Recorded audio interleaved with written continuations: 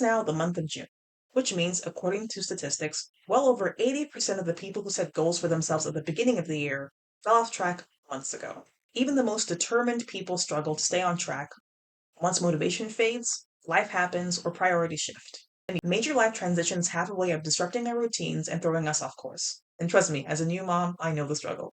So today I thought I'd share a really simple planning process that's helping me make progress on the things that matter most to me during this season. This planning process has 4 phases. Number 1, recentering my focus. Number 2, setting goals and priorities. Number 3, adding structure. And number 4, building in life. So phase 1 is recentering my focus. And this is really helpful to do, especially after falling off track.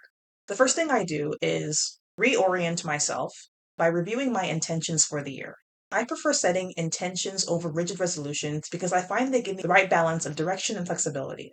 An intention is basically a thematic statement that helps me stay focused without feeling boxed in. And I usually organize my intentions around 5 core life pillars: faith, family, finances, fitness, and future.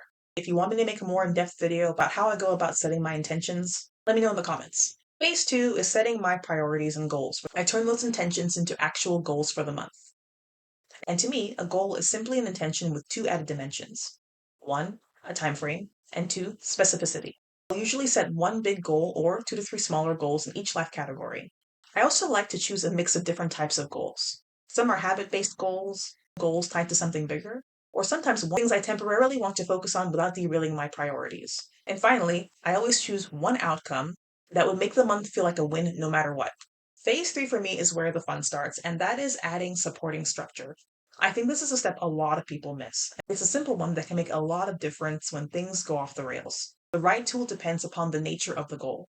So for example, tracking tools. These are useful for when you're trying to measure consistency. So habit trackers, savings trackers, weight loss trackers, reading trackers. Planning tools, on the other hand, are useful when you need a roadmap. So a calendar, a project plan, or a training schedule. If you need reminders or checkpoints, you might find it useful to create some kind of accountability tool. So a weekly review practice, an accountability partner, a progress journal, recurring calendar reminders sent to your email. If you struggle with friction, then design environmental tools that make things simple. So meal prepping, leaving your gym outfits in the car. There are so many ways you could go about this. Okay, let me go back to habit trackers real quick.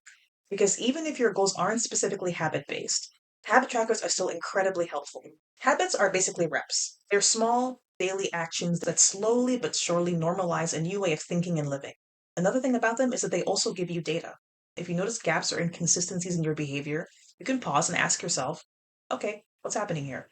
Instead of just assuming that you're unmotivated or lazy. The final phase is building in life. Because when we set our goals and our priorities, we're often thinking about ideal circumstances. So it's really important to pause, take a look at our actual lives, and fill in the gaps so our overall plan is realistic.